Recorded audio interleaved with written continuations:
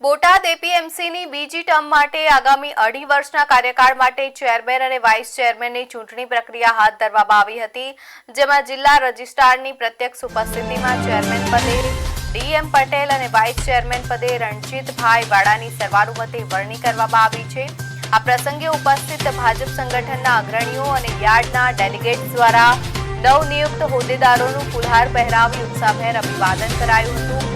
નવનિયુક્ત ચેરમેને આગામી સમયમાં ખેડૂતોના હિતલક્ષી નિર્ણયો અને નવા આયોજનો કરી જગતના તાતની સુખાકારીમાં વધારો કરવાની નેમ વ્યક્ત કરી હતી।